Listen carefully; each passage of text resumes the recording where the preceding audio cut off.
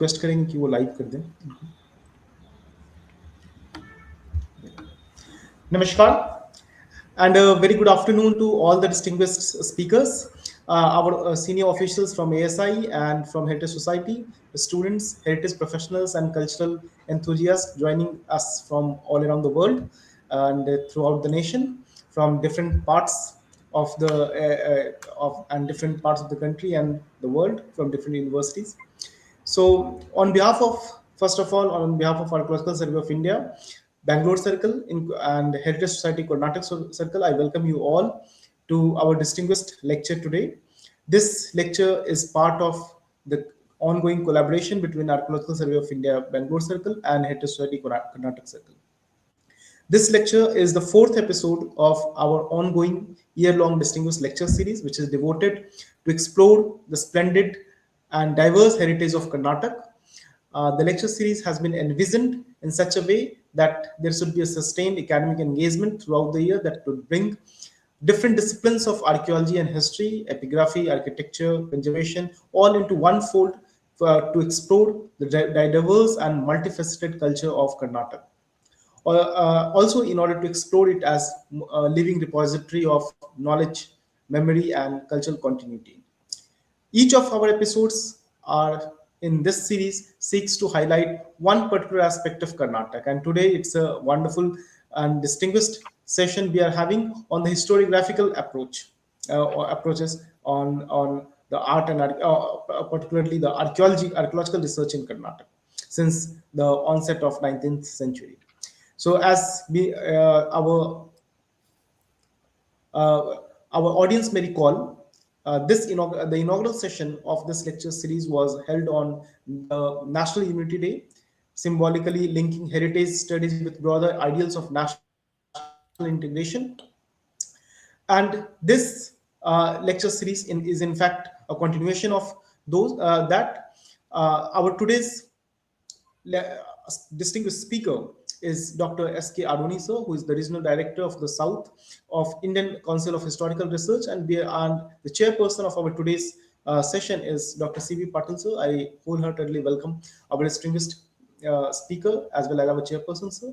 They're also very privileged to be joined with the superintending archaeologist of Karnataka Circle, or from ASI, Dr. Sujeet Nayan, sir, and Director General of Heritage Society, Dr. Anantashutosh Dwivedi, sir, who are also with us in this distinguished session. We are very privileged, sir, to see you today, as we were missing you in the previous sessions, one or two sessions.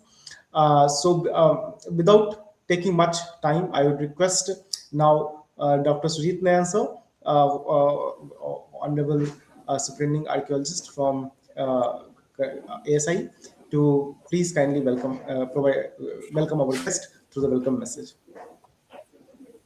Thank you. With the permission of Honorable Chairperson, C.V. Patil sir, I'm very much delighted today to be part of your session. First of all, I would like to brief about Dr. S.K. Aruni sir, who is a senior historian and Regional Director of the Southern Regional Center of Indian Council of Historical Research, Bagalore. He has been ICHR for more than 26 years, I think almost approx 26 years, and Masters in History Archaeology from Karnataka University, and he's having a very brilliant academic records, PhD from Deccan College Postgraduate Institute, Pune, with a doctoral thesis on history and culture of Suraputra Samusthana. Headed the Bangalore Regional Center of ICHR from 1998 to 2015, served as officiating member secretary of ICHR New Delhi from 2015 to 2017. Has extensive experiences. He is having extensive experiences in research, administration, academic coordination, and historical outreach. And what is area of specialization? I just as I came to know that is having knowledge of architectural history of South India, archaeology, urban history of medieval Deccan region and South India, He has published so many works and journals, and published in many national and international journals. Dr. Aruni has authored many books, including uh, Surapura's history, Deccan painting, Dakkani Chitrkale, and architecture art of regional ruling elites. He also participates in national and international conferences and served as various academic committees. At present, he's having a role in as a regional director at the ICHR Southern Region in Bangalore. He oversees research support, coordinates scholarly activities, manages regional research program, and facilitates historical documentation project for scholars and students in the South India.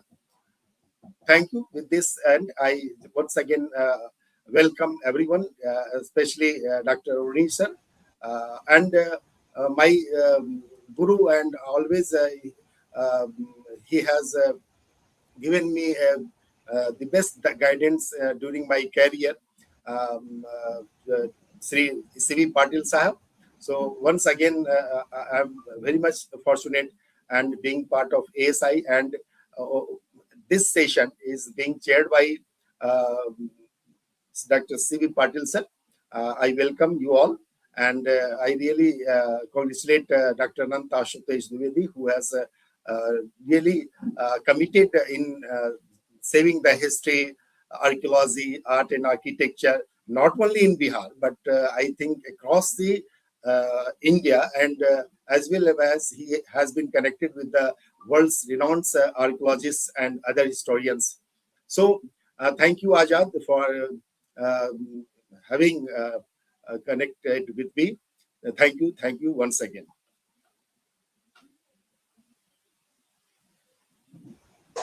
Thank you, sir. Thank you so much, sir, for your welcome remarks and for inaugurating this lecture. Now, I would like to invite Dr. S.K. Aruni, sir, who is the Regional Director of ICHR from the South. I would invite him to deliver his lecture on the topic History of Archaeological Research in Karnataka since 1800 CE. So, we are looking forward to your very insightful lecture, sir, on the historiographical part. Uh, Thank you. Thank you very much, please, sir. sir. Just can I go to the PPT, sir? I mean, file. Yes, yes, yes. Yes, sir. Your PPT is visible, sir. Yes, yes. Thank you. First of all, I would like to thank Heritage Society and Archaeology of India, Bangalore Circle for the very important invitation, which is very much useful for many scholars, making a awareness of the heritage as well as the archaeological studies. Sir, can you hear me, sir? I Audible. can hear, sir. Yes, You sir. can hear. Yes, sir. No Yes, problem. sir. Yes, Okay, sir. Audible. okay, okay, sir. Thank you. In this lecture, I have taken a topic to introduce and also discuss the history of archaeological research in Karnataka. Uh, this from the 1800 AD, and this session is chaired by my senior teacher and friend C.V. Patil sir. Uh, I, I thank Chairperson for this program, and also thank Archaeology of India, Bangalore Circle, Superintending Archaeologist Dr. Sujeet sir for invitation, and Dwivedi sir, particularly I would like to thank Dwivedi sir and Azad Nanda sir for uh, this program. And actually this presentation will be kind of a discussion and measure the important the archaeological research and by the institution as well as individuals. I'll be discussing about the how progress we have done in Karnataka. All of us we know Karnataka was the state was formed in 1956, but prior to that, large scale archaeological research as an antiquarian research as well as the institutional research and the theoretical aspects, all these episodes have been conducted in Karnataka, and this is a kind of a review how much we have achieved in the archaeological research. What we have today, archaeology of Karnataka means we have a prehistory, proto-history, early historic, early medieval, and medieval. Uh, this sequence we have been established with the help of archaeological studies. Uh, but how this much achievement has been done? This is just a glance, which is will be in the this lecture. Uh, was to be know, sorry. Just go back to the history of Karnataka has a written chronological because we have now established the history of Karnataka with the prehistory to present, but there is a lot of traditions has been conducted from the very ancient period, I mean medieval period onwards. Particularly, we have a history of Karnataka. We have Shivatatwara Chintamani, Lokana Dandeshas, which is very interesting in Kannada. It is gives the is a, 16th century text, which gives the some glance of the important places of the history, like Kalburgi, like various places has been recorded in this Shivatatva Chintamani of the Lakkana Dandeshas. And thereafter, we come to the medieval period. Ferista's Arika Ferista text is very interesting for the understanding of medieval part of the. It also, gives the Ferista also talks about the Yadavas of Devagiri, and their inscription also talks about the inscriptions.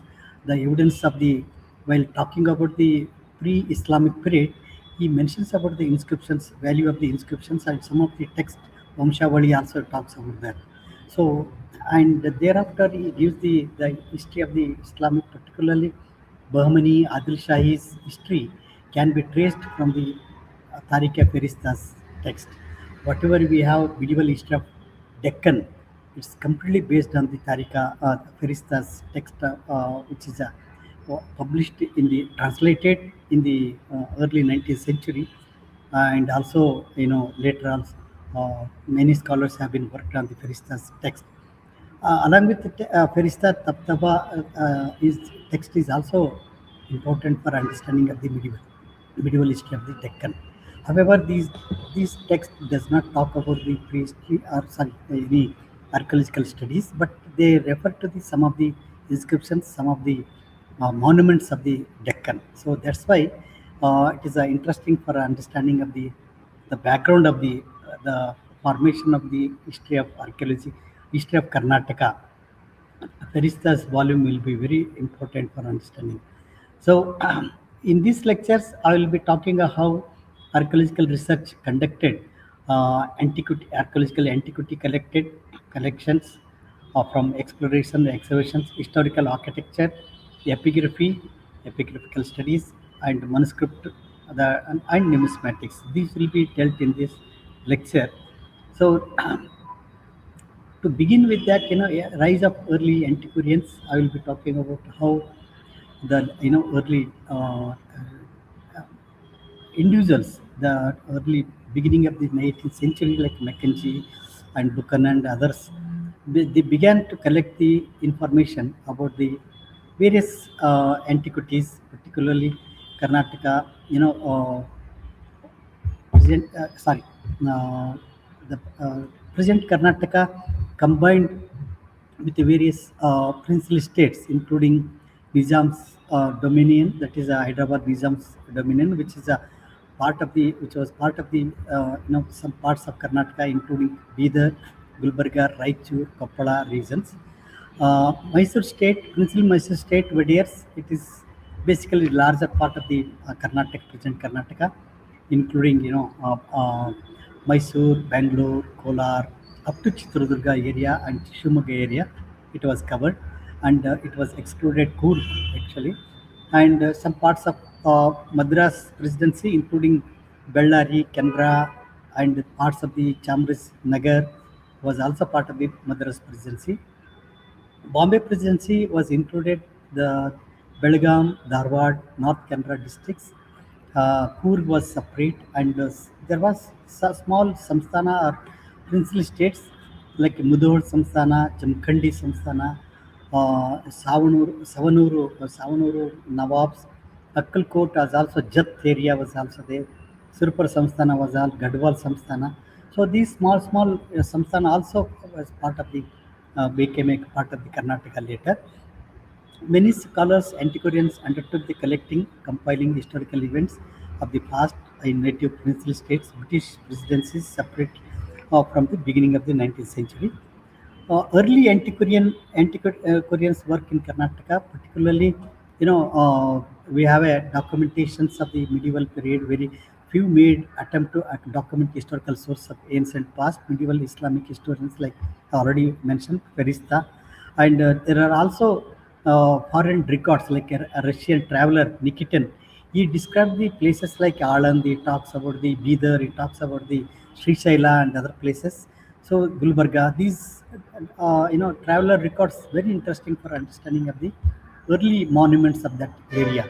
So intensive survey, other things, after the political connection with the Hyderabad, Mysore state, Hyder Ali and Tipu Sultan, British military officers began to look into the reasons, particularly British military officers. They were interested into making a mapping and also collecting information about that. One example is Edward Moore. Edward Moore is very less people we know about Edward Moore, but he was a military officer in Bombay establishment, and he was a part of the military operation against the Tipu Sultan in 1791, 92.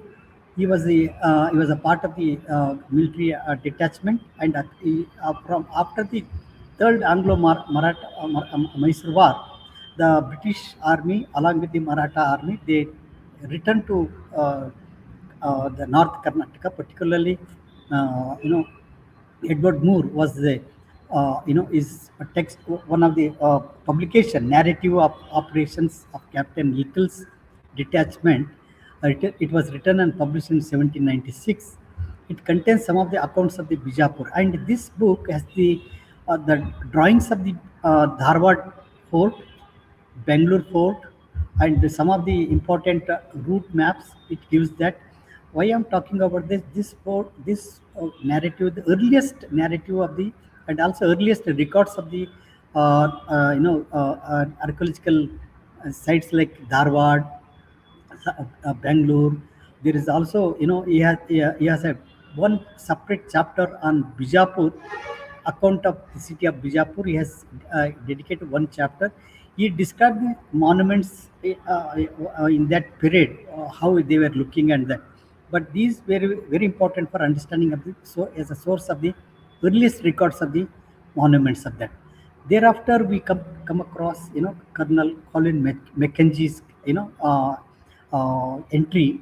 His work is as a Scottish who started his Indian career with the Madras Infantry, and he was transferred to Madras Engineers. In 1783, he secured the commission in East India Company, Madras Army, carried out two surveys. First was the Guntur and other roads, Nellore to Ongal, and in 1792 he was appointed as engineer and surveyor, sir. And particularly he was asked to survey in the Nizam state. In that connection, he surveyed the forts of the major forts of Nizam area, particularly Gulbarga was surveyed and documented in 1797.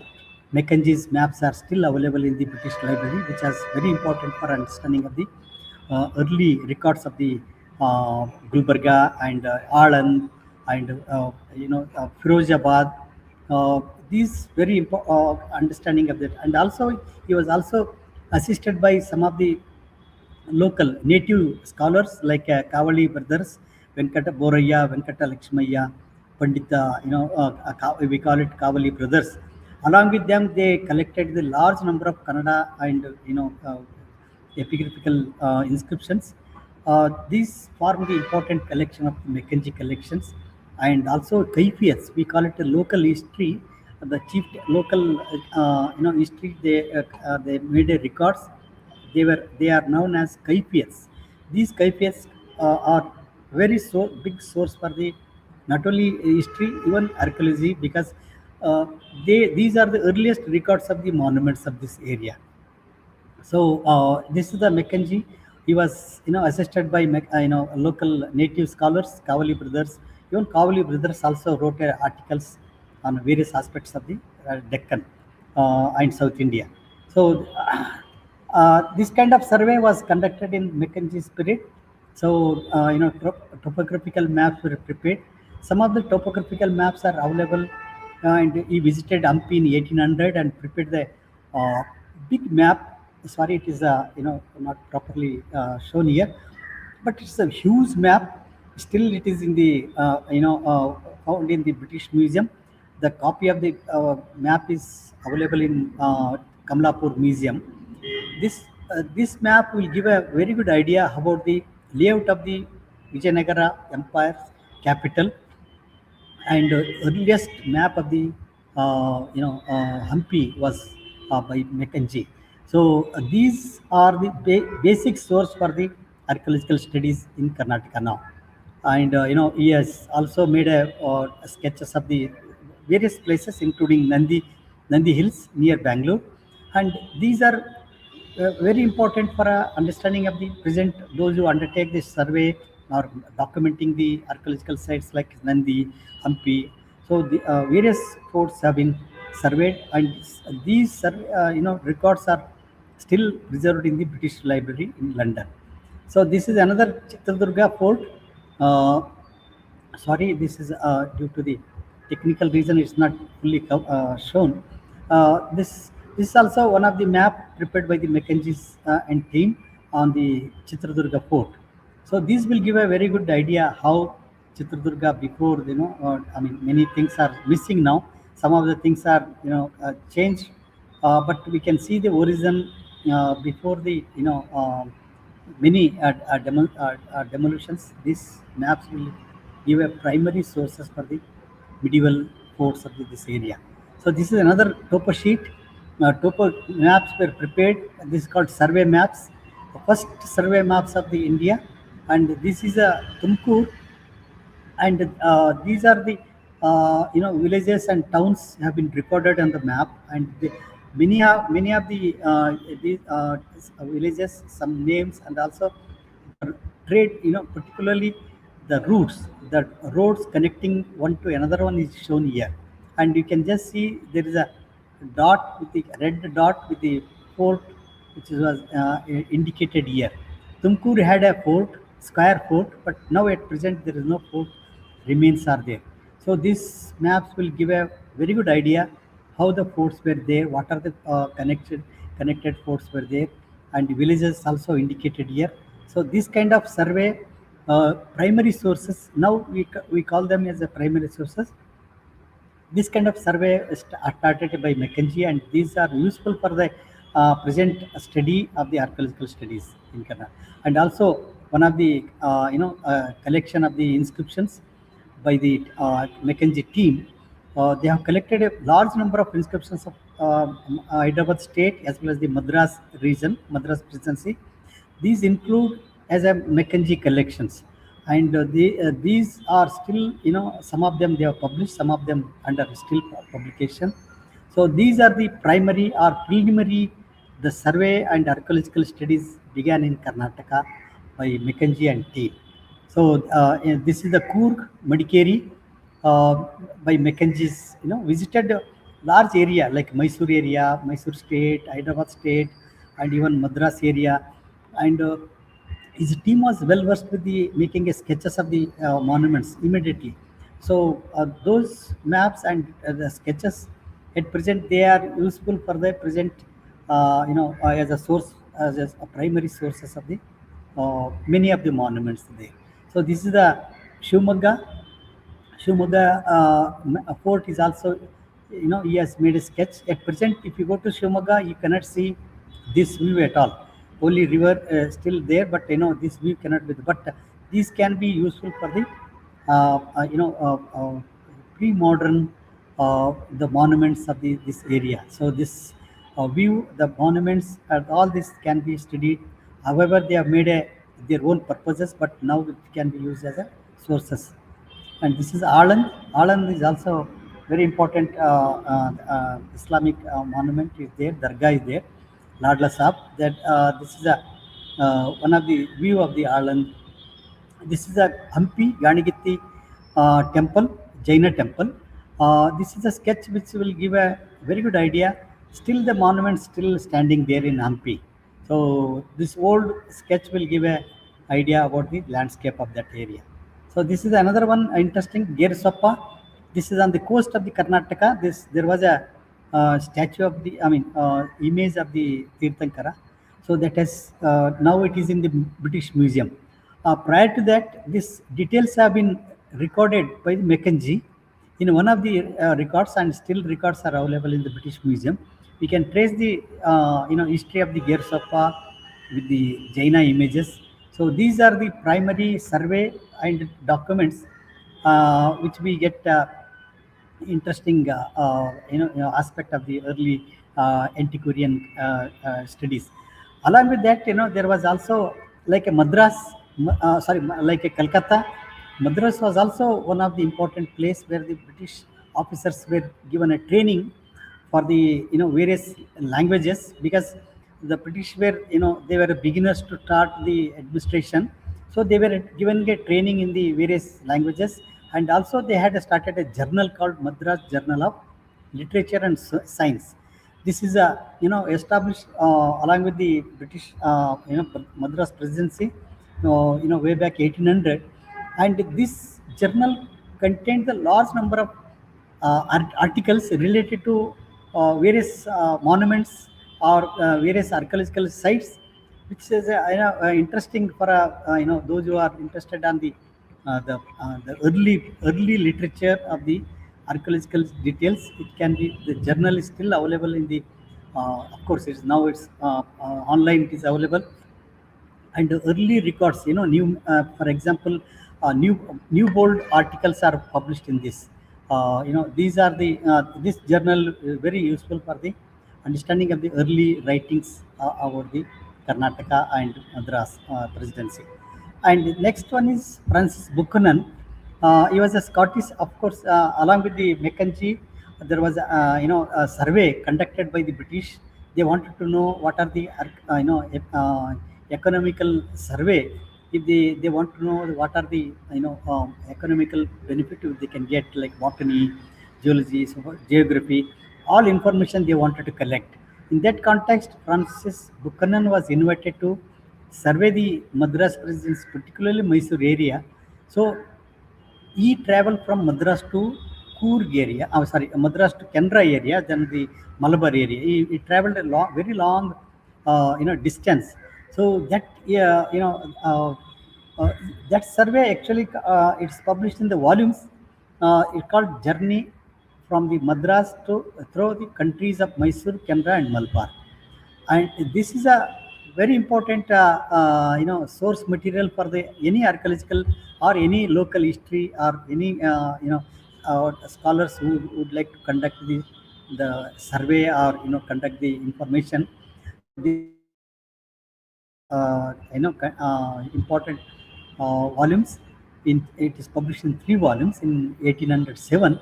It contains various information, monuments, local history, antiquity, and also ethnographical studies, details, geography, natural productions, all the agriculture, even various drawings also he has given, like mill of the oil mill, or he can agricultural implements.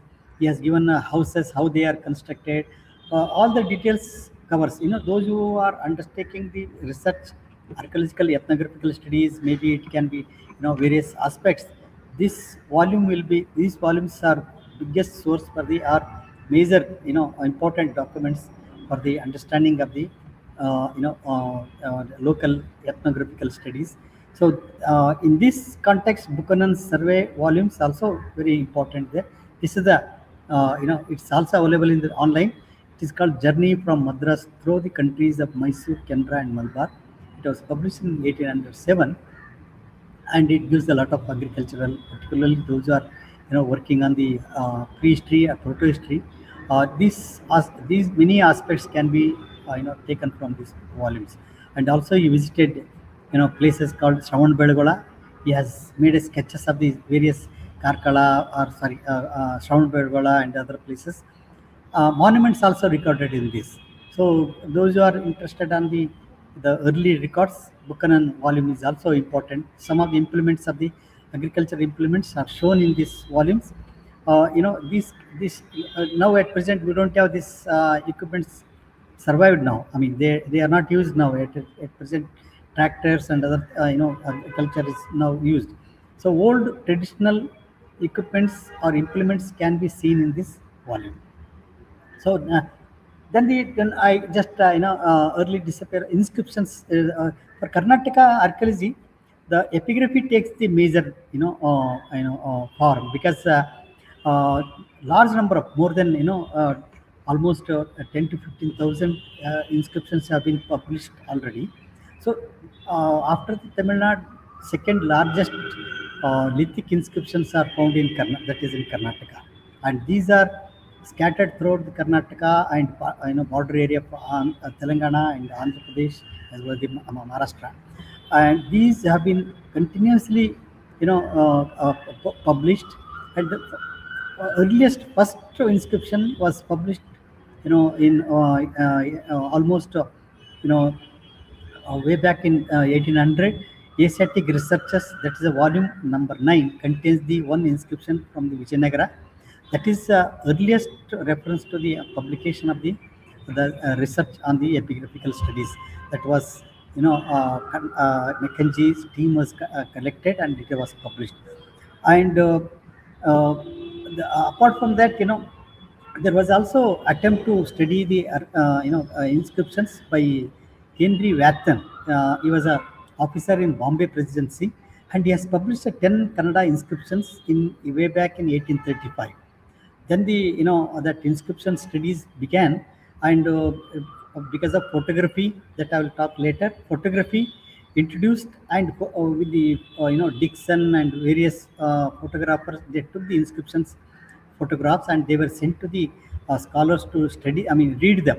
So that became another part of the epigraphical studies. But these are the first attempt to study the inscriptions. So once you study the inscriptions, you will come to the making of the creating the history, writing the history. So that benefited to the archaeological studies there. So best one is the Walter Elliot. He was the officer in British Bombay Presidency. He was an epigraphist, and he came to India in 1821 at the age of 18 and served secretary to Governor of Bombay Presidency, Lord Elphinstone. With the help of the office employees, he tried to learn the script and collect, and he became a well versed in the Kannada, old Kannada script. And he is the one Elliot. He made a discovery, and also collection of the Amravati is well known because of Elliot's collection. It's called Elliot marbles.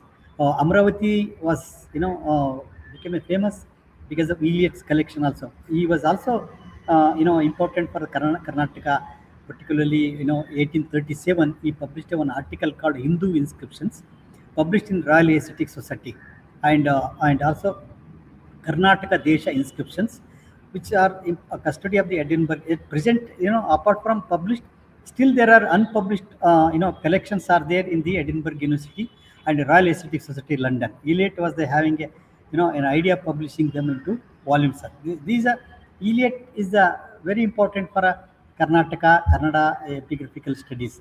So that way, these antiquarians or these epigraphists are very important for establishing archaeological studies in way back in 19th century, and that actually led to the at present in Karnataka number of epigraphists are still available there.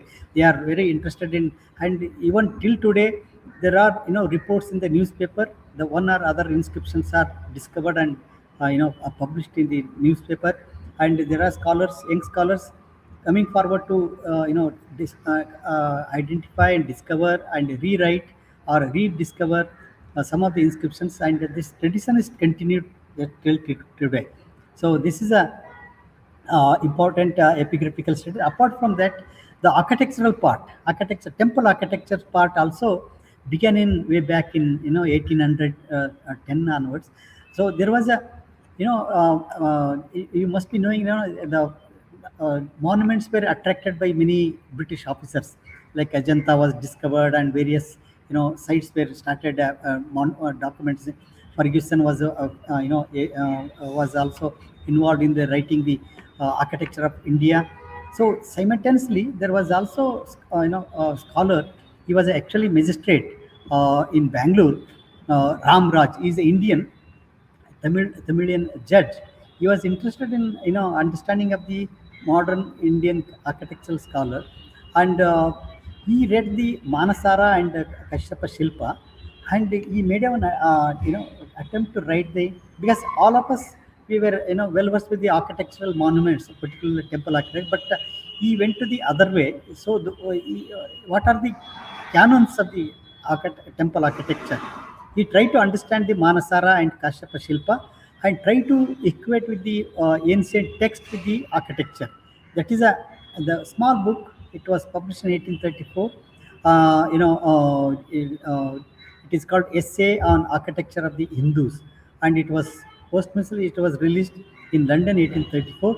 It has a fine drawings of the 48 drawings are there.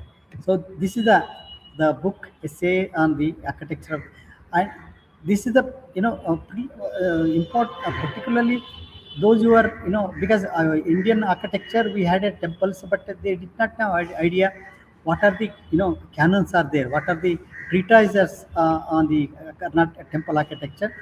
That was begin, that is in Karnataka, that Ram Raj was the first scholar to identify with the ancient text with the ancient temple architecture. So that way, it led to the different altogether. Later on, temple survey by Archaeological of India, various scholars they undertook. All are based on this kind of treatise and canons, Manasara, Kashyapa Shilpa, and Samarangana Sutradhara. All these texts started rereading, and publishing them, and try to understand how the styles, how the architecture has been, the temple architecture has to be understood there. So that way, it is a way back in 1810. This studies began there. Then comes to the architecture, James Ferguson, and why we are taking James Ferguson? Of course, he has worked on the entire India, but for Karnataka, his contribution is very interesting, important there, because he identified temples of the Karnataka, particularly northern Karnataka temples. He designated them as a Chalukyan style. It was earlier they used to call Nagara, Dravida. They used to have two different styles in India. But Ferguson, he identified and designated the temples of the northern Karnataka, particularly Gadag area and Bijapur area temples, as a Chalukyan temples, and that became a regional style identification.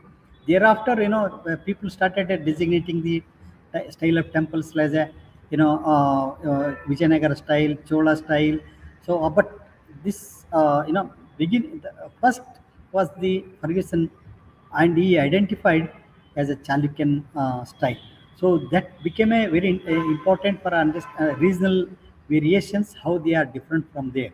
So between 35 to 1835, 45, and ancient architecture during the particularly traveled in large area, but Karnataka he did not visit, but he had all the collection of information, and based on that he prepared a voluminous Eastern architecture, Indian and Eastern architecture, and this actually published in 1860s, and it was revised by the Burgess in 1910. He was also involved in the one of the text called Bijapur architecture. It's Islamic architecture. He wrote a very good articles on the Bijapur monuments, particularly Gol Gumbaz and others, in the various journals in that time.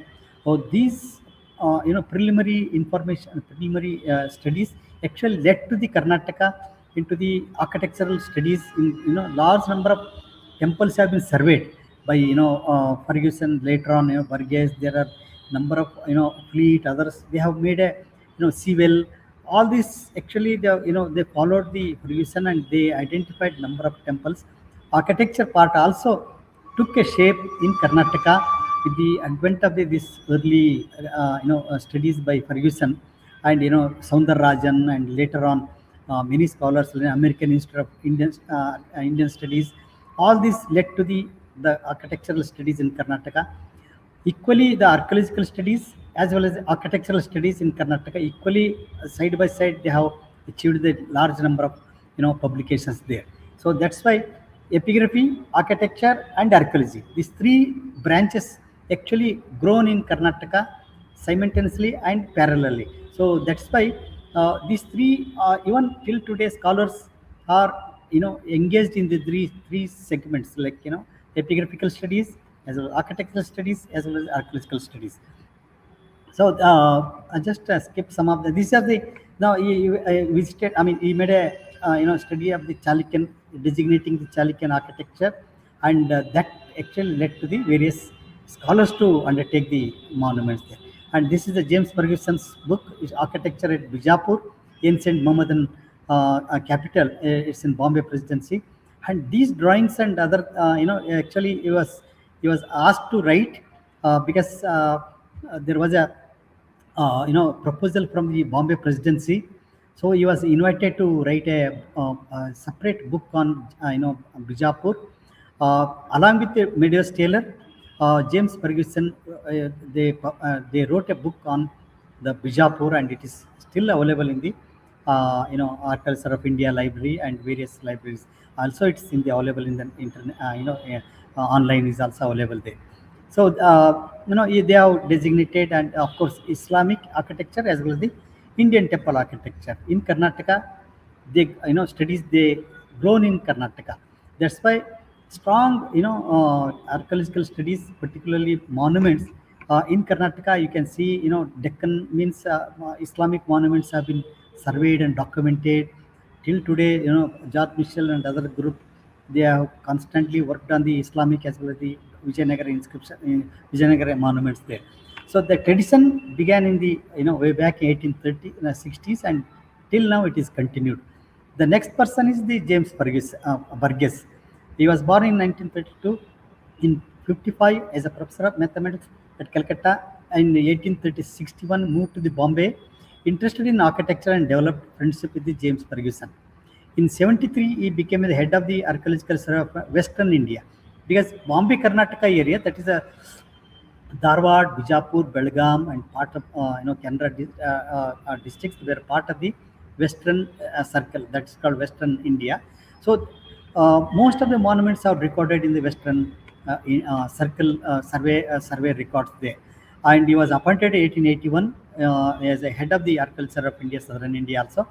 Burgess also Director General, became a DG of the Archaeological of India, 1886. He was the founder of Indian Antiquary. Of course, we know that Indian Antiquary volumes, around 70 volumes have been published, and these are all these volumes contain various information, archaeology, particularly monuments and architecture, coins, rituals, traditions. All these records are available in the Indian Antiquary volumes there. So these pioneering works actually made the basement of the archaeology in Karnataka.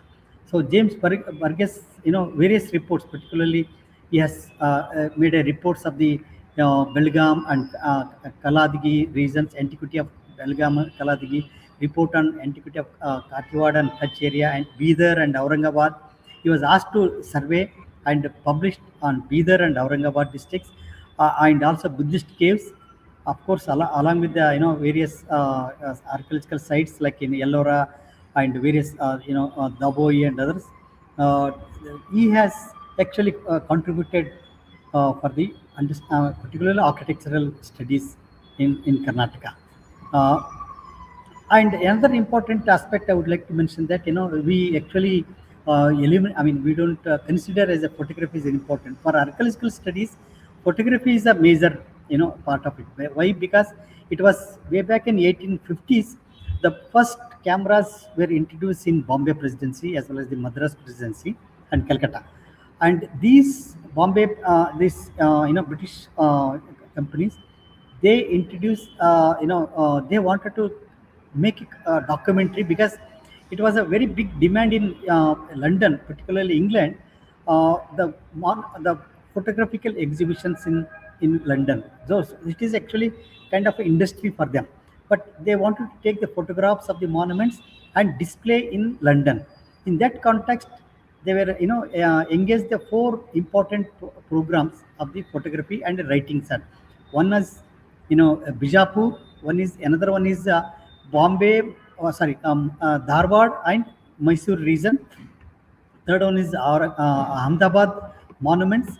So these major projects were undertaken by Bombay Presidency. In that context, they were engaged to survey and photography of that. Simultaneously, there was also a person called Major Henry Dixon. He traveled in the Mysore state and he made photographs of the area. And these photographs became important because those who taken inscriptions, particularly lithic inscriptions, were taken photographs, and they were assigned to the epigraphists to read them and publish them. In that context, Benjamin Louis Rice, B.L. Rice, was assigned the photographs were given to him to write, disappear and read them and publish them. In that context, Mysore inscriptions collection was published in 1879. That is the first volume dedicated to one state. That is Mysore inscriptions was published by B.L. Rice, and these are because of photographs which was taken in by the various photographers. And the first photography was introduced in 1856 at Hampi, and this Hampi, Halebeedu, and also Bijapur, and also Dharwad and Mysore area. All these photographs are available in the British Library, and these very important for documenting and photographical documentation of the archaeological sites. And over 100 paper negatives of the Hiwale, Badami, Bijapur sites were of the Western India, Thomas Biggs. This is a very interesting. He traveled most of the monuments of this area and made a photographs of that. And along with that, this is another entirely depend. Ferguson and Meadows Taylor was asked to write the text up for the photograph and text there. And photographs were taken by the various photographers. Meadows Taylor was asked to write the history of the Adil Shahis and Bijapur local, and also architectural notes by the James Ferguson. It was published in 1866. This is the first a volume and dedicated to particular one site. It is on Bijapur medieval site was documented in this volume. So another one is Dharwad and Mysore. This is only photographs, and also again Meadows Taylor Ferguson was asked to write the text as well as the architecture. And in this only Ferguson designated the Chalukyan architecture, Chalukyan style. So that is why these photographs actually help the Ferguson to make the distinguishing the Chalukyan style. And these are the important photography as well as the documentation of photography led to the architectural studies in Karnataka. So these are the old photographs. This is Lakkundi Temple taken by Colonel Biggs in 1856. And these photographs were given to Ferguson. Ferguson made a study and made an architectural history of this region. This is another one, Pattatkal, from the Colonel Biggs 1856 photography. And these are the primary documentation of photographs in Karnataka. This another one is called the Pagoda of Halebeedu. It was published in 1859 in London, and this is a Oakley photographer who published. First photography in Karnataka was Halebeedu. First photography was done, and publication-wise, this is the first publication of the Karnataka monuments. 1859 only this published, and Hampi were photo was taken in 1856. Hampi. But they were published much later. But this is the early photography with the publication. And these are the monuments. Of course, we know these are photographs of Hampi, are well known to us. At present, Hampi is a World Heritage Monuments area. So there is another person called Major Dixon. He was asked to document photograph in Mysore. Why I'm talking about this? These are the primary important basis of the epigraphical as well as architectural studies in Karnataka, and almost there were 150 altogether, 129 from inscriptions, stones with copper plate, Balligave, Talagunda, and other places visited. He made a photographs, and he was also commissioned to take photographs of the Mysore government principal inscriptions in this area. So all these were given to BL Rice, and BL Rice prepared a volume on the Mysore inscriptions there. I just come to the major turning point. These were the individual scholars so far. They were continuing the Meadows Taylor and others. They exhibited, started a surveying, and megalithic monuments were discovered and they published there. Along with that, 1885. By the time the Archaeology of India was established, and there was also need of particularly the Mysore state was Mysore Provincial state was the first one to establish the independent archaeological survey department in Mysore state in India, because Archaeology of India was established by the British government, but provincial states were not but first initiated, that is Mysore state was the first one to start archaeological survey department, and the department began survey of the and also conducting excavations Chandravalli and other places. It was established in 1885, and its office was in Bangalore. The first director was B.L. Rice. He served after early 20th century, and this department published regularly annual reports. It is popularly known as Mysore Archaeological Reports. In short, we call it MAR. But these are annual reports of Mysore state. Regularly they publish it, year-wise they publish it. And till today, the best provincial state publications are, that is entire India, it is the Mysore Archaeological Reports so far. They are meticulously, documented, published with a photograph, maps, and various informations. It is classified as an important, very important archaeological as well as the literary sources for ancient Mysore state. We can say that even included some of the border areas also. They have included some of the information there. Provincial state, after the establishing of the department in Mysore, other states also, provincial states like Travancore, 1895 started, Mayurbhanj in Orissa, 1911, Hyderabad Nizam state, 1914 we began, Baroda state in 34, and Cochin 25, and Pudukkottai, and Mysore state produced the best archaeologist from the state archaeology, that is B.L. Rice, R. Narasimhachar, L. Narasimhacha, and M.H. Krishna, M. Sheshadri, and various other scholars there, archaeology. So from this onwards, Karnataka became an important archaeological center by the establishing the new department, and through the department, epigraphy as well as the archaeological studies began. Epigraphical sources called Epigraphy Karnataka.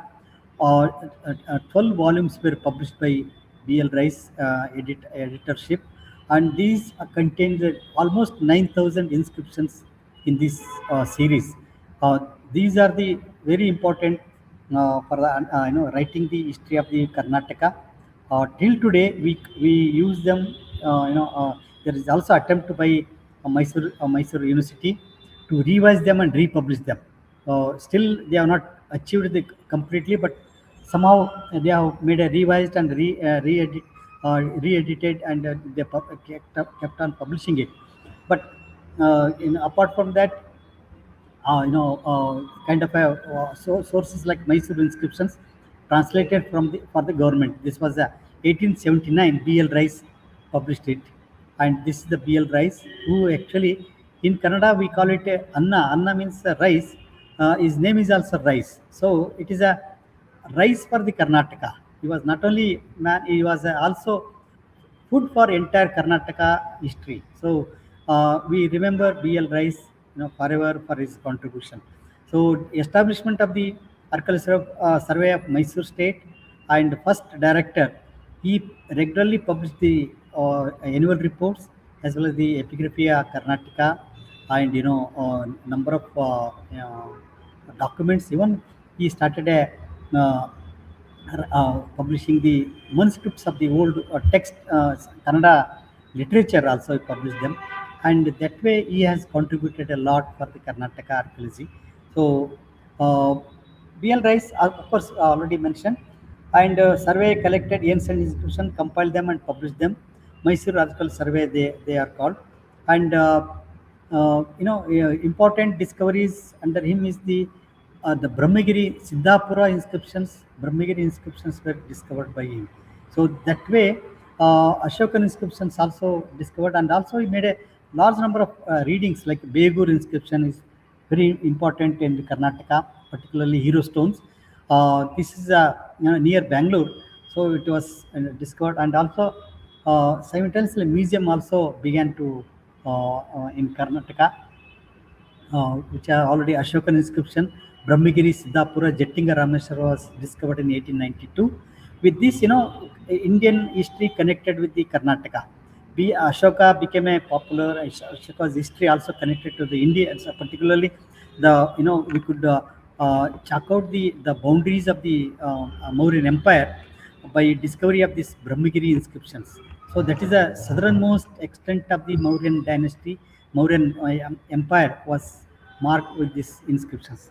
So discovery of Brahmagiri, Siddhapura, Jettinga Rameshwara, and also he has also tried to understand the Maurya's connection with the Shravanabelagola, Bhadrabha House cave at Chandragupta. It was also BL Rice was the first one to identify. Nearly 8,000 inscriptions he read and he published them. They serve as a source material for the Karnataka history, particularly Mysore state, old Mysore state. Published also Mysore Coorg from the inscriptions, and also coins were discovered. Bangalore was the place where the Roman coins were discovered, and he identified them with the Roman this connection, and they are the preliminary information about that. So these are the Epigraphy Karnataka volumes. The title page, I'm just one example I'm just showing. As an archaeologist, he made a attempt to study, particularly Chandravalli was first noticed by BL Rice. He discovered the Brahmi inscription on the boulder there, and megalithic burials were reported from the Bellibattalu near Nidugal in Tumkur district. At Brahmagiri, he noticed several circular burials, megalithic sites, megalithic monuments were reported. The excavations were conducted at Talakadu for exposing burial temples. So these are the BL Rice, the contribution to the Karnataka archaeology. Then we come to the Fleet. Fleet is also known for his contribution to the epigraphical studies, and one side southern Karnataka with the BL Rice, northern Karnataka we call it a northern Karnataka for the epigraphical studies. J.F. Fleet was the important because he made a lot of efforts to collect the inscriptions in the northern Karnataka, and he published a Pali, Sanskrit, and Kenri inscription from Bombay Presidency, parts of Madras Presidency, and Mysore.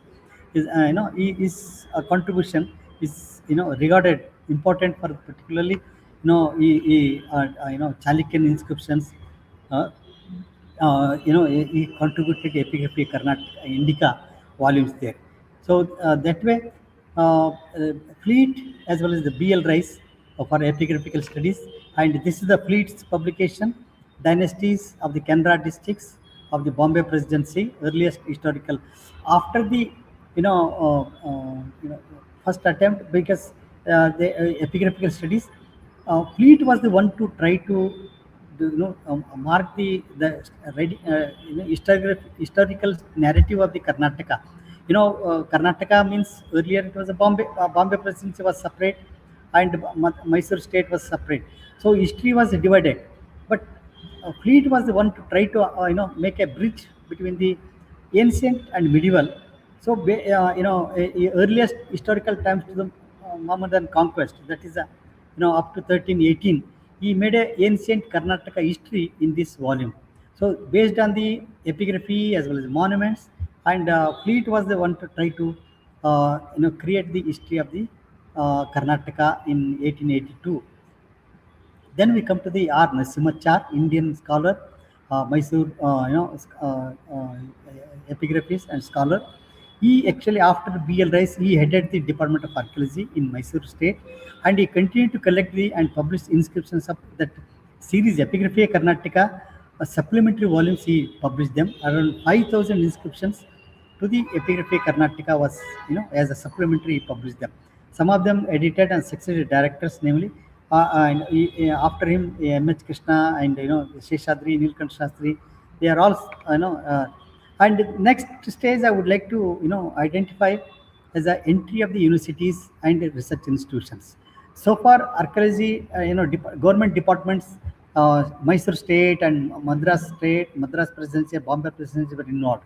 Now the, in the, advent of the independence spirit, so particularly in universities that started, there was a attempt to start the Kannada Research Institute, Institute in Pune and as well as the Dharwad, later on Dharwad, and they started collaborating with the particularly northern Karnataka, Panchamukhi, R.S. Panchamukhi made an attempt to survey and inscriptions. 6 volumes he published Karnataka inscriptions. 6 volumes of the Karnataka inscriptions published by the KRI. Deccan College Pune also contributed promoting research. G.S. Guy, Nayak and others analytical studies they began in Karnataka. Meanwhile, the University of Mysore proposed to revise, publish. This is a Kannada University. These are the studies. Ashokan inscriptions, the major term we come to that. Ashoka's inscriptions. Try to these were discovered, and Sannati became important site of the archaeology in Karnataka, and sorry, again it is coming. And meanwhile, I just a little background. In 1909, the Mythic Society was established, and why I'm taking this institution, because many of us we are not aware of the contribution of the Mythic Society, and in way back in 1909, it was established to identify particularly the cultural history they wanted to curve in Mysore State. This society was established in Bangalore, and Slater, Goodwill, and Tavro, many scholars, try to publish them in various information.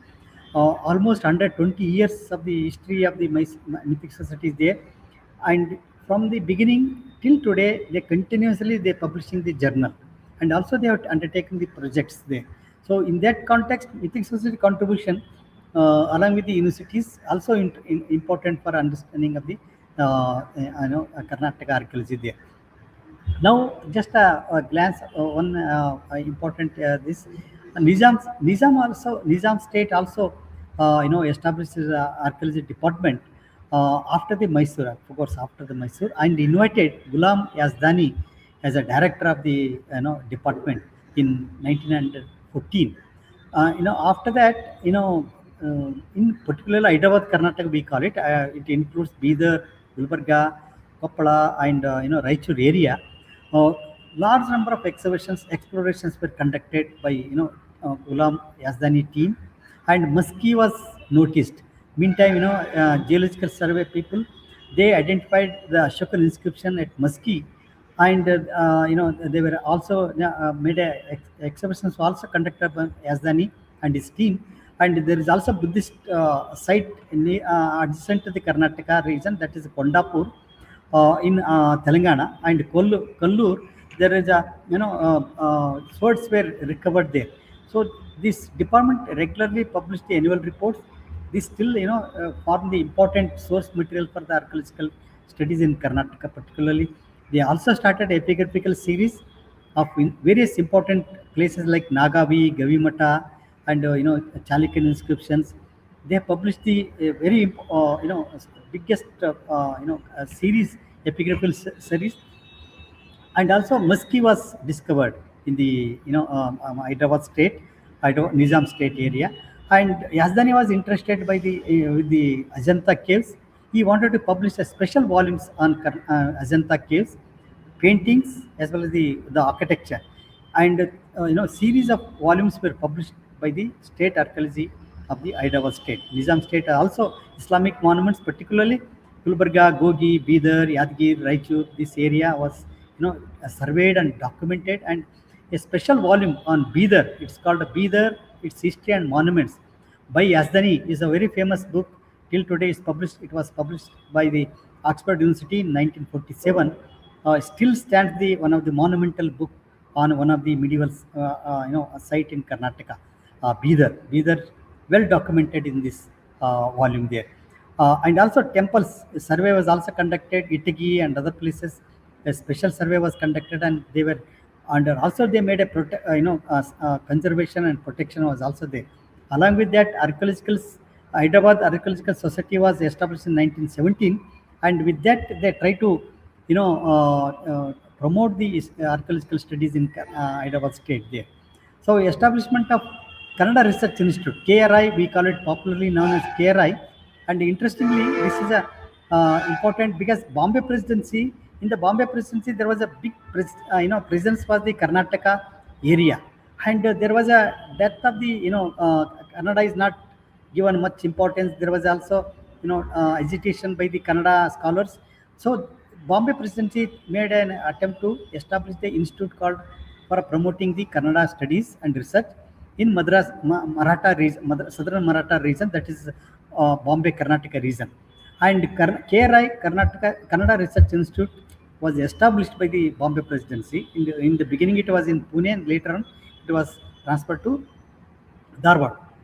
Like scholars like R.S. Panchamukhi, Malwad, and they published the very inscriptions of Karnataka, that is covering the Raichur, particularly Dharwad, Belgaum area, and all the inscriptions. Some of the inscriptions are reported in these 6 volumes actually.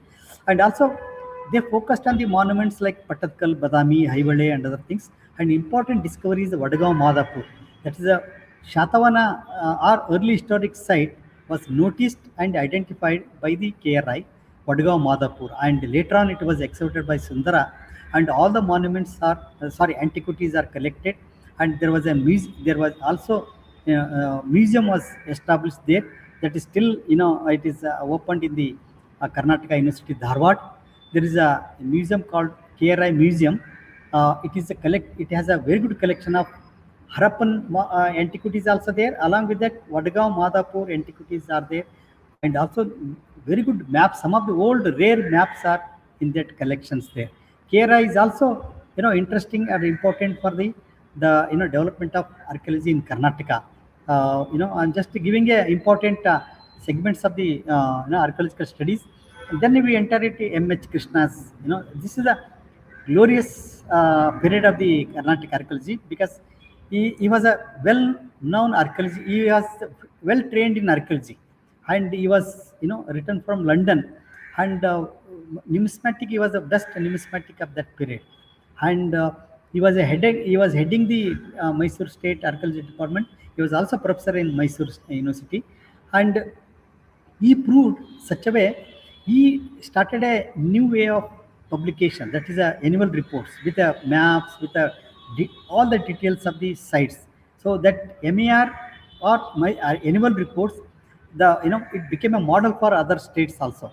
So he has also excavated the various sites, particularly Brahmagiri, Chandravali were excavated, and he was the one to use the topographical maps with contour maps.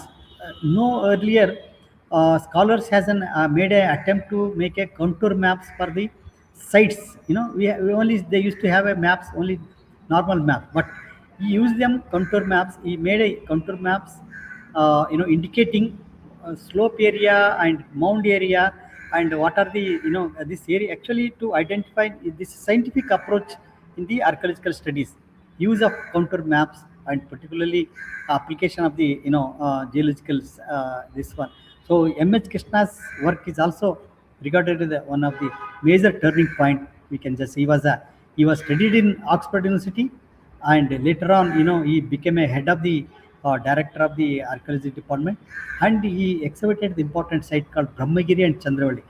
Just to we have, note that before Mortimer Wheeler, Brahmagiri and Chandravali was excavated by M.H. Krishna, but unfortunately, Martin Wheeler did not acknowledge the work of the M.H. Krishna, but M.H. Krishna was the one to identify, and chronologically he was very much his reports very important there, but it was all credit went to the Marty Wheeler, but primarily this has to go to the M.H. Krishna. He adopted the systematic scientific method of excavations at Brahmagiri and Chandravali. Counter maps were prepared and before conducting the excavations. So that scientific approach was in this M.H. Krishna's work. Earliest inscription Kannada discovered, that is a we call it a first Kannada inscription, that's a Halmidi inscription we call it. Halmidi inscription was discovered and published by the M.H. Krishna. That's why he is remembered for a Halmidi inscription always there.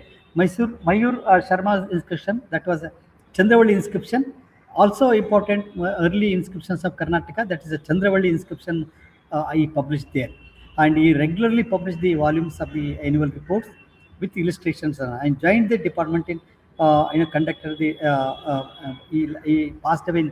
Otherwise, actually there was also serious discussion after the independence. The government of India, they thought of making a director general. That time the first name was the M.H. Krishna's name, but he passed away in meantime. So otherwise he would have been the first director general of that area, that period. So these are the early historical, Brahmagiri and Chandravali were, they were excavated, and Mortimer enters there. That is the arrival of Mortimer in Karnataka archaeology is turning point for the, various aspects, particularly Wheeler tried to establish the chronology of the South Indian archaeology, particularly prehistory and proto-history. That's why he chose the site Chandravali and Brahmagiri to establish the chronology of the Iron Age and early historic period. So that actually began by the Wheeler, and of course he established the School of Archaeology in Texila. He trained number of scholars like Bibila and others. So Marty Wheeler is well known for his archaeological research in India. Wheeler's connection with Karnataka is very interesting. To trace the ancient Roman contacts with India, particularly his idea was how Roman is contacted with India, particularly South India. The coins, large number of coins were reported in Karnataka, particularly Bangalore as well as the Chandravali. They were well known for the Roman coins. So to trace the Roman contact with the India, so he tried to excavate the Chandravali. Already it was known by the Roman coins by R. Narasimhachar and M.H. Krishna work. So he started a Brahmagiri excavation, Chandravali excavation. Sir, he identified early historical culture of both Brahmagiri and Chandravali sites and designated them early historical culture is by Wheeler called as Andhra culture, and Andhra culture is nothing but early historical culture there. So he established the chronology of that.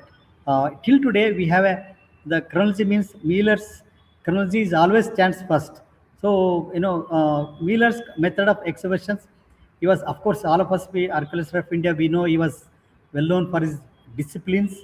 Yeah, and he adopted various disciplines while excavations and camps. Regular reports, archaeological excavated reports. He made to publish them very systematically.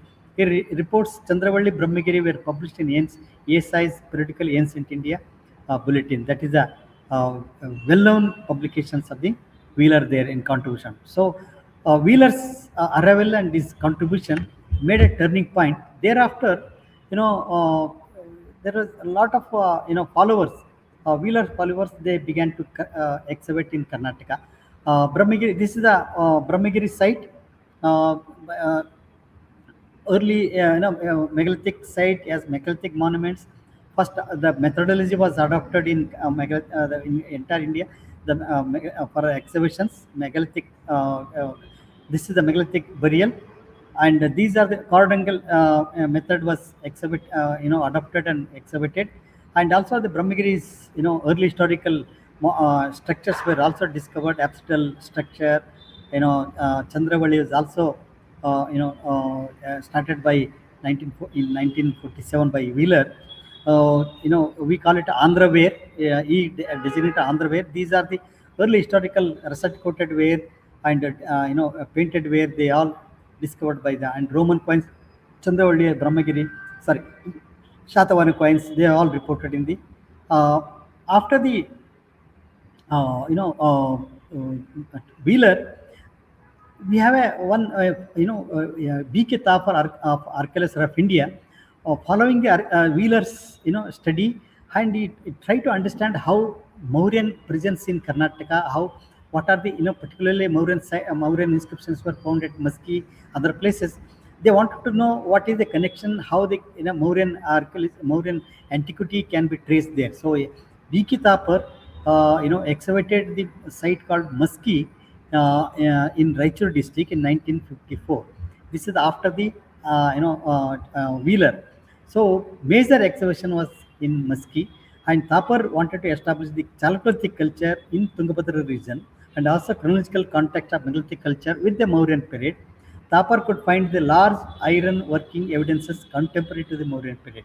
So this is another important archaeology studies in Karnataka, that is a Maski area. And these are the Maski excavations photographs. And Brahmagiri, of course, chronology was established by Wheeler. Mycolithic period, Neolithic, Megalithic, Iron Age, Maurya, Andhra culture, and that is early historical Chalukyan Vaisra, they designated there. So these are the Brahmagiri again. Sorry, again it is coming. Chandravali, the stratigraphy there. So just skip some of them. This is before the independence. After the independence, soon after the independence, Wheeler's departures there. Then the Mysore area, and there was also after independence we come to the major archaeology is the FR Alchins. So far it was early historic and video some of the, but Alchin started a understanding of the Neolithic part of it, Neolithic culture. That is a very famous book. That is a Neolithic Cattle Keepers of South India. This is a monumental book for Karnataka archaeology. The ash mounds were the problems there. Problem-oriented research started this after the independence. So that ash mounds were discovered many places there. Try to understand why these ash mounds are, what connections they are there. Alchin is the began excavating one or two sites like Utnur and Piklial, and he established the ash mounds with the Neolithic culture. And he actually his famous book Cattle Keepers of South India regarded as an important contribution, and Alchin's contribution to the archaeology of the Karnataka tremendously for the proto-historical culture and also early historical culture. So Alchin contribution after the Wheeler and BK Thapar, we call it's important for the northern Karnataka particularly, and ash mounds archaeological studies like Kudutini and Utnur and Piklihal. These were excavations were conducted and published them very systematically with the establishing the cultural connections with the Neolithic cultures. So after that, universities also important. Universities were engaged to establish ancient Indian archaeology departments, undertake the village to village survey. After the independence, there was a attempt to study entire village to village survey was conducted by ASI was constantly encouraged to survey all the monuments are village to survey. So that program actually initiated in Karnataka also. In that connection, University of Mysore, Karnataka University led the archaeological research in Karnataka along with Pune's Deccan College. Large number of pre and proto-historical sites were discovered by the students of Deccan College and Mysore University, including H.D. Sankalia, B. Subbarao, M.S. Nagaraj Rao, A. Sundara, R.S. Pappu, Professor Padaya, Ravi Kursheta, Gurraj Rao, Raghunath Bhatt, K.K. Subbaya, and others. Number of scholars actually, they actually made a archaeology one established formally established in Karnataka with a large scale of survey, excavation, prehistoric and proto-historic cultures were established in Karnataka.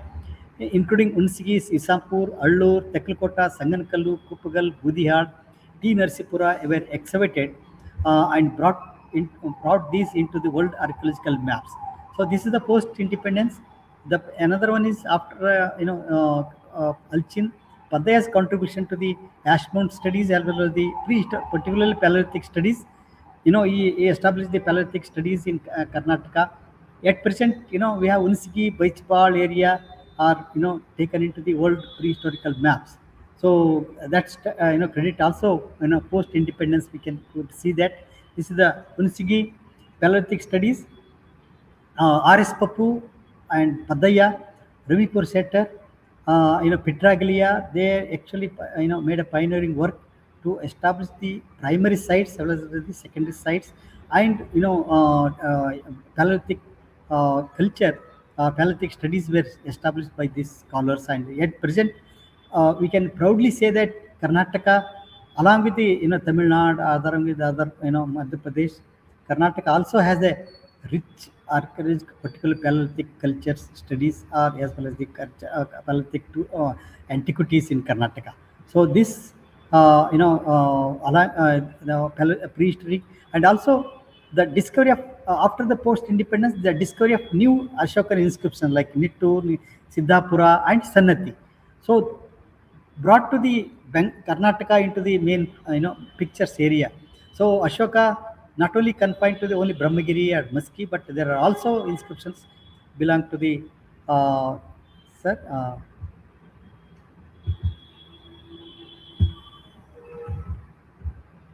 Sir. Just conclude 1 or 2 minutes.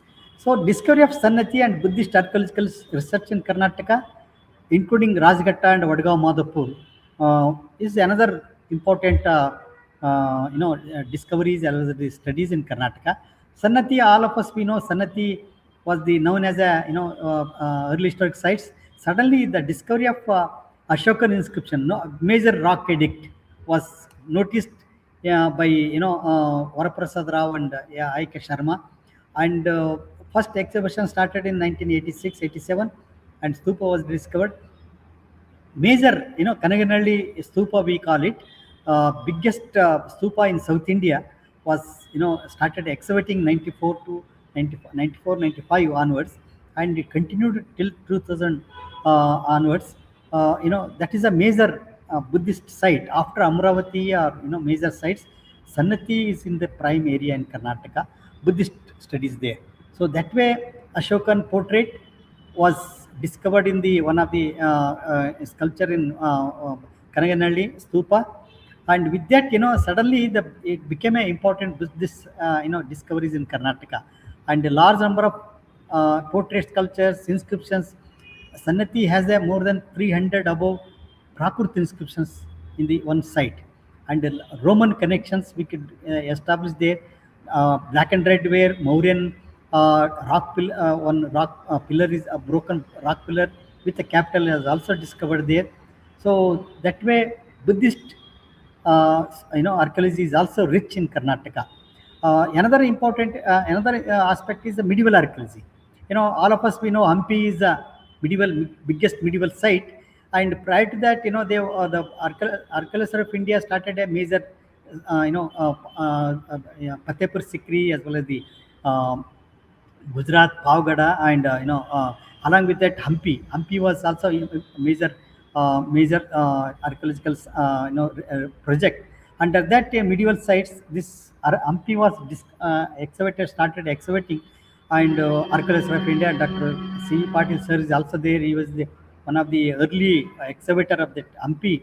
So Hampi continuously started excavating under the medieval archaeological pattern methodology, and in India it is one of the major medieval site we call it.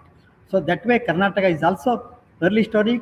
Medieval archaeology is also very popular and very strong in Karnataka, and Hampi has been excavated by Archaeologists of India continuously, and also Karnataka State Archaeology Department also continuously excavated Hampi site, medieval site. This is the medieval site, and monuments protection as well as the documentation of each monuments have been conducted, and these have been noticed. And there is also Mysore University and State Archaeology exhibited the site in 90s, and now also they re-exhibited by MS Krishnamurthy. Talakadu was also exhibited.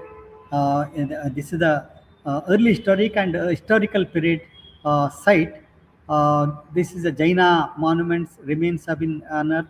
Ring well was also discovered. These are the pottery, and there is also, along with that, there is a, in Karnataka there is also, we call it authorities. Particular places called authorities also there. Government, Karnataka government, they also seek a permission for the exhibiting the on a important site like Bhada is the in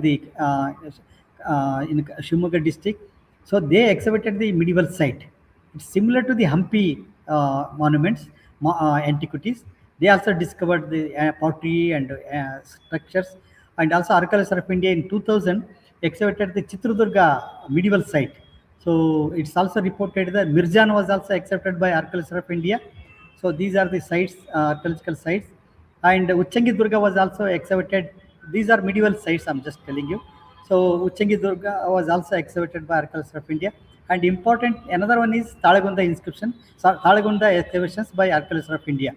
They try to understand the ancient history of the Talagunda, and they got the absidal basement of the temple of the Pranaveshwara temple, and this is before the Pranaveshwara present temple. There was a absidal basement was there. That is along with that there is also the inscription was discovered in the excavated layers. Keshava is no more with us, but he was the one excavated the site, and he tried to establish this is the earliest Kannada inscriptions in Karnataka. So that's why Talagand is also interesting. These are the list of the sites excavated in Karnataka. Around 53 I noticed, but there are many more, but I have not included some of them.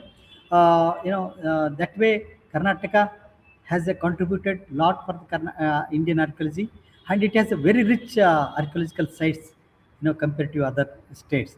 So these last 25 years, focus is very clear, problem oriented sites, and they try to excavate the some of the sites and try to establish the archaeological like a Paleolithic sites. Isampur was excavated and try to establish the dating of the chronology of that Paleolithic period. Budihala is also excavated by Padaya, try to establish the culture of the medieval pattern of the culture, and also chronology of that. Sanati Karanganalli was excavated to understand the Buddhist contact with the culture in Karnataka. Talakadu, early historic and historical period, Ganga period, and Banavasi is also early historic and historical period. Rajghatta is near Bangalore, is Buddhist late Buddhist period excavated sites.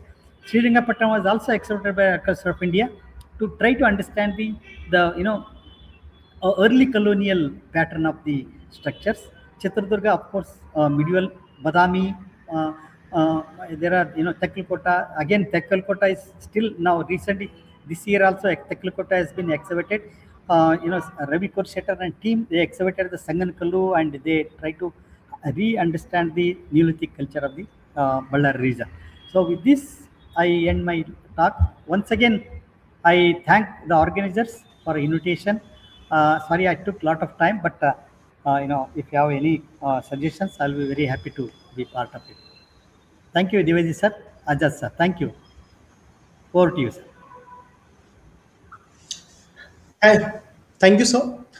Thank you so much, sir, for your very remarkable and comprehensive and thought-provoking, insightful lecture on the historiography of archaeological excavation in Karnataka, and also for discussing on the trends, larger trends of archaeological discoveries, on highlighting number of important aspects of the archaeological discoveries in Karnataka. Thank you so much, sir. So, if there are any questions from our participants who are joining online, if our honorable chairman, sir, if he allows, then we can take up some of the few questions before we go for remarks. Questions?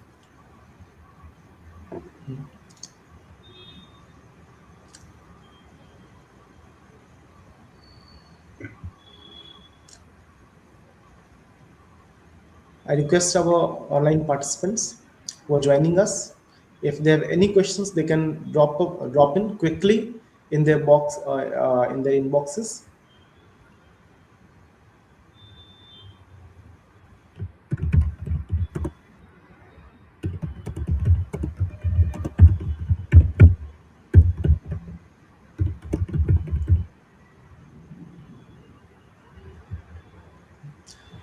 In the meantime, as probably some of our participants may be still be coining up their questions and framing up their remarks in the points, may I now request and invite Dr. C.V. Patil sir, who is a former superintending archaeologist in Archaeological Survey of India, to provide his concluding remarks for our today's session. Good evening, friends. Let me first congratulate Dr. Aruni for giving us an extensive archaeological research that has been done during the last 200 years or so. The material is so vast that it is a bit difficult for to present in a very comprehensive within a span of say 1 hour, 1.5 hours. Yet Aruni has done a wonderful job in presenting his holistic approach to this thing. But as a chairman, I have my own few observations. Number one, Karnataka, as you know, once stretching between the Narmada to Kaveri, is a very happy hunting ground for archaeologists. He may be an epigraphist, he may be a temple architecture specialist or whatever it is. So since 1800, the archaeological research is going on. And in this direction, Dr. Aruni has given a comprehensive account right from beginning from the temple architecture. And by 1947, he abruptly stops his presentation and talking on the temple architecture. He comes down directly to the archaeology. If I'm right, if my observations are right. And then what happened between 1947 to the early 1800? Like Robert Cole, he was a district administrator who excavated a few sites in Coorg and Managondanhalli in Karnataka. And Dr. Aruni, you forget your own man, Midivas Taylor, who excavated the large number of megaliths in Jevargi area. And there is a beautiful remark by one of the scholars that he was the first person to identify the strata and make the sections and conduct the excavation under his personal supervision. A beautiful remark for him is he was far ahead of his times. That was this thing. So what happened to the temple architecture? You did not come up to the present. Of course, you picked up the thread from archaeology and continued up to the latest one. This is one thing, purely. Second thing, along with this, you could have made some landmark excavations. Say, for example, in Hallur gave the first dating for the megalithic around 1100 BC. Till BCE, till Rakesh Tiwari dug out some sites in the Gangetic Delta, it was considered as the earliest Iron Age site in Karnataka, in India. So the Rakesh Tiwari's work pushed up to 1800 BC. That is one landmark in the archaeological research.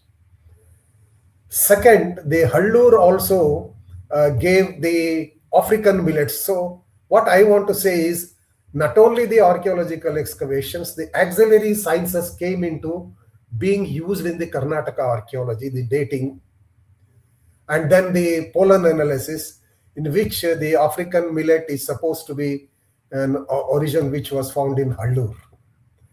And in Musky, as far as I remember, the bones were studied by Bholanath. So this is how the archaeological investigation, not merely from engaging in describing the stratigraphy after the Wheeler, it took a different shape, wherein the auxiliary sciences like the pollen analysis, zoological, botanical, and scientific dates were also there. This you could have mention, when you write this, you should just mention these are some of the landmarks in which they turned the archaeological reporting the method. And secondly, you forgot about the Epigraphia Indica series, which contains an excellent papers. Many of them are written in the beginning. It was started somewhere in 1900, in which up to 1940, even today, we get a lot of material on the Karnataka inscriptions.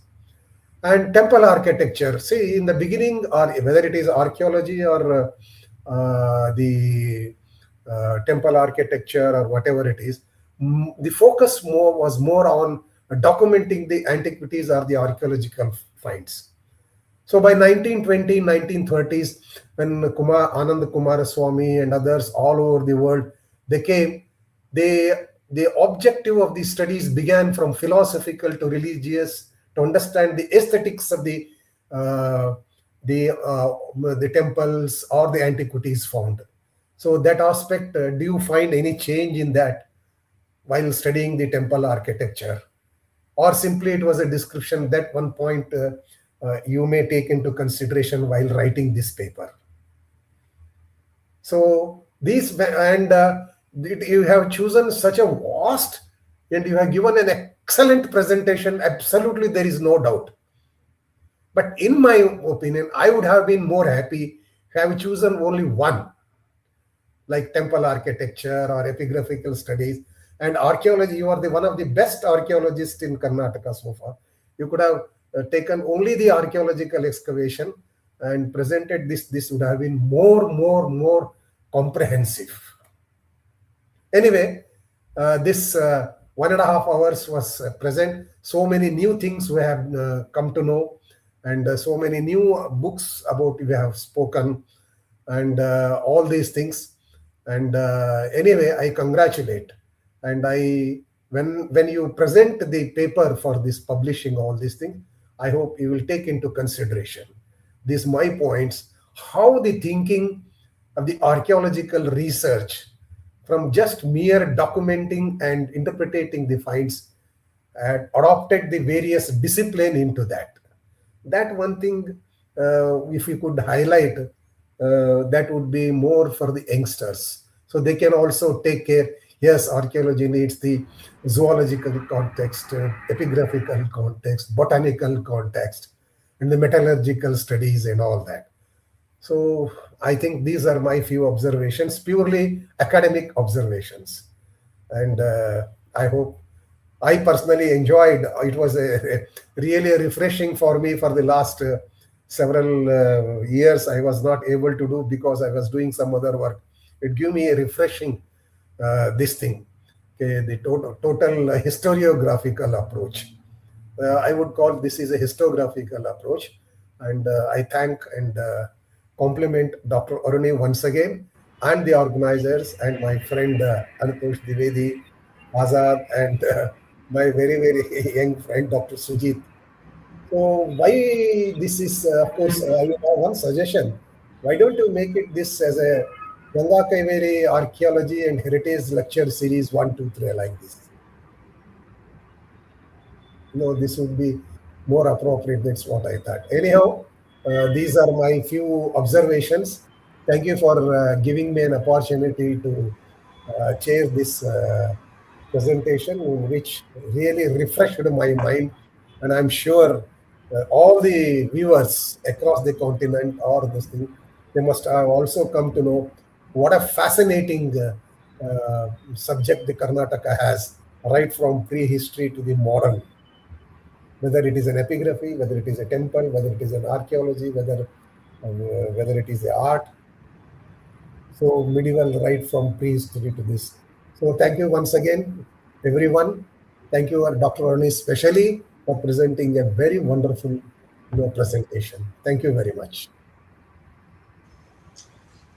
Thank you so much, sir, for this, for your very valuable remarks and your additions, and a lecture as a very insightful and academic lecture by Aruni sir, and followed by the further deliberations and discussions from your side has truly given a lot of content for all our participants to make a pause and think upon the historiographical discussions on the archaeological research in Karnataka. There has not a lot of material also for younger scholars like me, as well as the researchers working in different fields, especially related to the Karnataka archaeology. They may get hugely benefited out of this. So as we move forward towards the end of the lecture, if we can take some few comments as well as discussions from Aruni sir. First from the Aruni sir. Uh, Thank you. I just wanted to thank Chairperson. He has given a very good suggestion. I really like the way he has, he mentioned to us. I should have also actually I thought of it, Allu as well as the MS Nagaraj's contribution. Somehow I missed, while talking. But Allu, I have of course, I noted in my lecture also. As you said, sir, that is a pioneering work on the megalithic and early historic period, first dates of that one. Your suggestion, I really like the way, and I welcome you, sir. I'll take into consideration and will making a So that was see how the development in the researchers has taken place over the years. Yeah, you are right. And also, you mentioned that I should have taken one particular aspect that would have Yeah, been one particular aspect would Yeah. have been wonderful. See, I think whether it is a temple architecture after coming from Daki series, the whole the thinking of the temple architecture began in a new dimension when they brought out the encyclopedia series or the smaller projects which they are taking place. Yeah, somewhere I wrote an article on the art history of the Karnataka, the historiography of art history Karnataka. So see, along with the what was happening and along with the need of the hour, they changed themselves. Say, I said, Bholanath studied the skeletal remains from Musky. Perhaps that it was the first time when a zoologist was brought into the archaeological fold. Later on in Tekkal Kota and others, Malahatra and others, they were in Sangankallu excavations and the pollen analysis. Another thing which I forgot was the correlation of the headrest from T. Narsipur, which has parallels to the Egyptian sites. Only in T. Narsipur, one was found in excavation, one was found in exploration by the Bruce Foot. So these things, if you just bring into your paper, that gives a development of researchers along with the new concepts that were incorporated in analyzing and interpreting and putting forward the results in whatever time. That is my pure academic suggestion. Yes, sir. Thank you. Thank you. So nice. Thank you, sir, for this wonderful discussion. We are also joined by Dr. Veer Raghavan, sir, Assistant Superintending Archaeologist from Archaeological Survey of India. I welcome you, sir. In the meantime, we are also receiving a couple of questions from our participants who are joining us online. If sir may allow, then we may take one or two quick questions before we conclude this session and end up with vote of thanks. There is one question coming from Vinay Kumarji. He's asking, sir, please tell about ongoing archaeological research in Karnataka. So probably he is looking for a little more discussions on the current ongoing programs in Karnataka, archaeological researches. Yeah, a lot of work has been. Just I wanted to rapidly just mention that recent archaeological surveys and particularly Kathleen Morrison re-exhibiting the site at Brahmagiri. The Musky area is also, the British scholars, they engaged and they are continuously working and exhibiting the Musky site also. Apart from that, there are, state government also interested to exhibit some of the sites like Rajghatta, a late Buddhist site in near Bangalore. Lakkundi is being exhibited by state archaeology and Tekkal by Namita Sugandhi and state archaeology. These are the contemporary current exhibitions. But prior to that, Korishettar and other teams They made a very good detailed survey and exhibitions at Sanganakalu, and a museum was established at Ballari, by individual effort by Professor Korshetter. That also very interesting because it tried to popularizing the archaeology in Karnataka and connecting the people. So that one, and also there are major archaeological studies and research by individual scholars. These have been regularly published in Kannada research journal called Ityasa Darshana by Karnataka Ityas Academy. Regularly, there are various individual scholars making effort, but problem-oriented research is not very welcoming here. We have exhibitions are going on, but we don't know what are the problems, what solution. I mean, going to achieve out of that, we have no idea. But they can exhibit the site. Problem-oriented means there should be some once you exhibit, you will have the holistic approach to the archaeological themes. That will be very nice. We have like a Alchin did for the ash mounds problems. Like medieval, we have a lot of problem with the medieval sites. Hampi has been exhibited, but other contemporary we have no idea. Barkur has been exhibited but not reported. There are attempt to exhibit the medieval site, but systematically we are not brought into the problem-oriented reports. So that is the one thing. And early historic, we don't have any clarity in the urbanization process of urbanization in Karnataka. Here and there, exhibitions has been done at Banavasi and Sanati, but not much attempt has been done to try to understand how the process of urbanization in Karnataka has been done. In that context, I recently published one article on the rise of urbanization in early Karnataka. So there are scholars, Namita and Swaratna and many others. They try to bring out the urbanization with the archaeological materials, but no systematic archaeological excavations or exploration of the urbanization in Karnataka lacking there. So that is of course these are the lacuna, but it can be later scholars they can take it up. So however, Karnataka has a it is always in the limelight of the archaeology in India. Thank you, sir. Veer Raghavan, sir, in case if you would like to add anything further in this.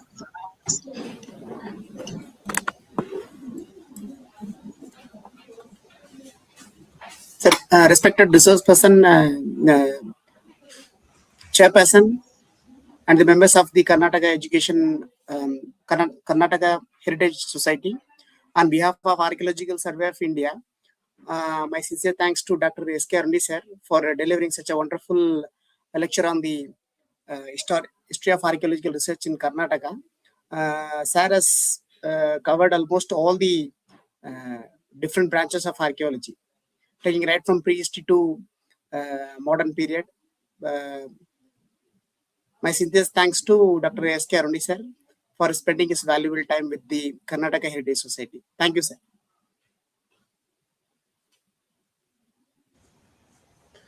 Thank you, sir. So as we are crossing the time, as we are moving close to the end of the session, I would appeal to all the participants who are joining us online. The recordings of this lecture would be available on YouTube, Facebook, and other social media platforms of both Archaeological Survey of India and Heritage Society.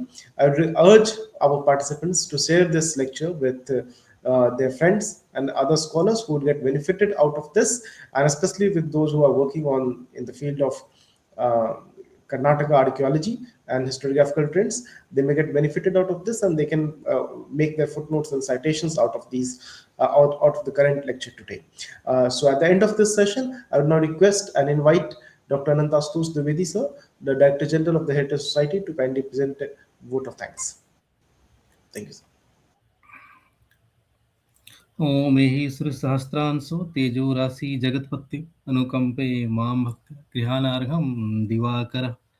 It is indeed A privilege to offer the vote of thanks after the end of our distinguished lecture today.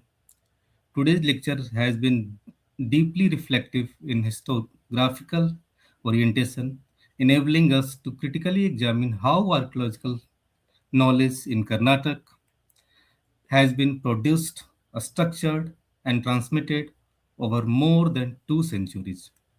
Our distinguished speaker offered a detailed narrative of the evolution of archaeological research in Karnataka by skillfully drawing upon a wide range of source material and research traditions. The discussion led by him drew on topographical sets, yearly survey maps, travel accounts, colonial era archives, institutional records, and yearly site documentation to provide us with a layered understanding of how archaeological landscapes were first encountered, recorded, classified, and interpreted. The historiographical depth of today's presentation has encouraged us to reflect critically on continuities and shifts in archaeological practice from antiquarian curiosities to systematic survey and scientific investigation. On behalf of ASI Bangalore Circle and Heritage Society of Karnataka Circle, I extend our heartfelt gratitude to our distinguished speaker, respected Dr. S.K. Aruni sir, for delivering a thoughtful, thought provoking lecture today. We are deeply thankful to our respected Chairperson sir, Dr. C.B. Patil sir, former Superintending Archaeologist, Archaeological Survey of India, for graciously chairing today's session and for offering valuable contextual insights drawn from decades of professional engagement with field archaeology and heritage management. We also express our sincere appreciation and thank to our Dr. Sujeet Nayan, Superintending Archaeologist, Archaeological Survey of India, Bangalore Circle, for his warm welcome address and for continuously guiding and supporting this year-long lecture series with vision and academic commitment. I also thankful to Dr. Azad Hind Gulshan Nanda ji, Director of the Buddhist Heritage Research Institute of the Heritage Society, for moderating the session today. We grateful We gratefully acknowledge the dedicated efforts of the organizing team of Archaeological Survey of India Bangalore Circle, especially V. Raghavan Sahab, Assistant Superintending Archaeologist, ASI Bangalore Circle, and entire team members of the Heritage Society Karnataka Circle, whose, whose behind the scenes work has ensured the smooth conduct of today's program. Finally, we extend our sincere thanks to all participants who joined today online from the different parts of the world and India, scholars, students, heritage custodians, heritage professionals, and members of the public who joined us today and engaged with lecture through their attentive presence and thoughtful questions also. With these words, we bring today's enriching session to a close. Thank you very much to all of you. Before closing, there is an announcement to for all our heritage custodians. I invite all the students. There is an announcement regarding this. I invite all the students and heritage lovers,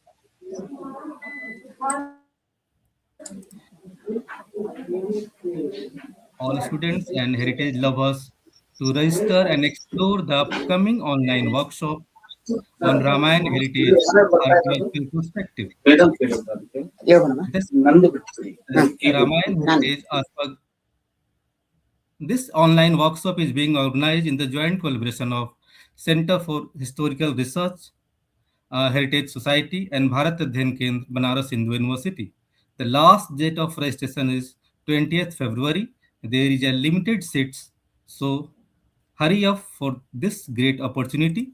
This course is being organized in the joint collaboration of, again repeating, to all of our participants and heritage custodians and participants, and joining us regularly in the online workshop of Heritage Society. The theme is of our online workshop is Ramayana Heritage and Archaeological Perspective. Thank you very much to all of you. Namaste. Thank you, sir, for giving a vote of thanks. And as a moderator of the session, from my side as well, I convey my best and wishes and present my thanks to our distinguished speaker, S.K. Aruni sir, and our chairman of our today's session, C.V. Patil sir, and V. Raghavan sir, Sujeet Nayan sir, and Anantashutosh Dwivedi sir for this wonderful session. I look forward to continued participation from our participants for in the upcoming lectures of this year-long lecture series. And please join us and register for the other courses that are being offered. Thank you so much, sir. I now seek permission from our honorable chairman, sir, for this session, for the closure of this session. If you allow, sir, then we can end up. Yeah, you are. Thank you, sir. Thank you, sir. Bye. Thank you, sir. With this, we end this.